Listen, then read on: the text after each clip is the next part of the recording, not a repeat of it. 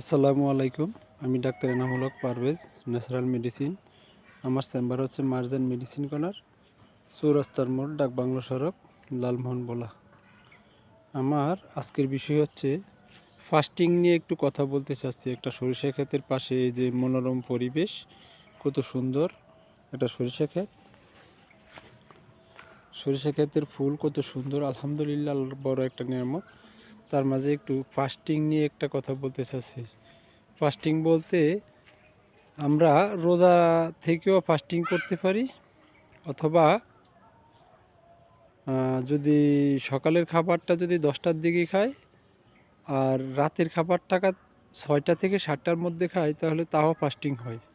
ফাস্টিংয়ে আমাদের উপকার হয় কি, আলসারের ঘা ভালো হয়।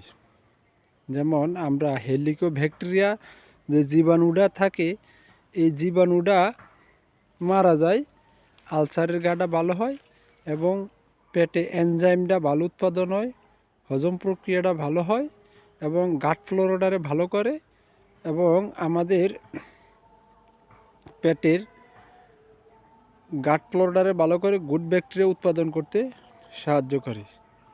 এই জন্য আমাদের প্রত্যেকের ফাস্টিং করা একান্ত দরকার। আমরা যদি ফাস্টিং করে আমরা এত সুন্দর রোগ থেকে সুস্থ হতে পারি, এর চেয়ে বড় কিছু আর হতে পারে না। এজন্য আমরা প্রত্যেকে ফাস্টিং করতে হবে ইনশাআল্লাহ। আমরা যদি সবাই ফাস্টিং করি, তাহলে আমাদের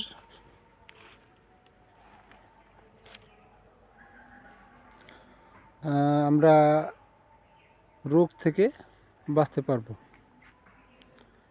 এই জন্য আমাদের ফাস্টিং করা প্রত্যেকের দরকার। আর ফাস্টিংয়ে মানুষের লিকি গাটটা ভালো হয়, অ্যালার্জিটা ভালো হয়। অ্যালার্জি ভালো হয়, লিকি গাট ভালো হয়। আর অ্যালার্জি লিকি গাট যদি ভালো হয়, মানুষের কোলনের যদি লিকি গাট ভালো হয়, তাহলে মানুষের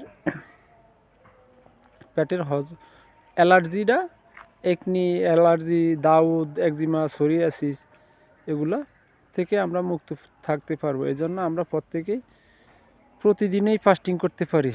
রাতের খাবারটা 6টা থেকে 7টার মধ্যে, আর সকালের খাবারটা যদি আমরা লেটে খাই 10টার দিকে, তাহলে আমাদের 15 থেকে 16 ঘন্টা যদি ফাস্টিং হয়, এই সবচেয়ে বড় জিনিস। একদিকে আমাদের পেটের আলসারের ঘা ভালো হবে, অন্যদিকে আমাদের গুড ব্যাকটেরিয়া উৎপাদন হবে, এনজাইম উৎপাদন হবে, আইবিএস ভালো হবে। এই জন্য আমরা প্রত্যেকে ফাস্টিং করব। আজকে এই পর্যন্ত শেষ। আমার চ্যানেলটা যদি একটু ভালো লাগে, লাইক, শেয়ার, সাবস্ক্রাইব করে দিবেন। আল্লাহ হাফিজ, আসসালামু আলাইকুম। আমি ভালো আছি, আমরা সবাই ভালো থাকবেন।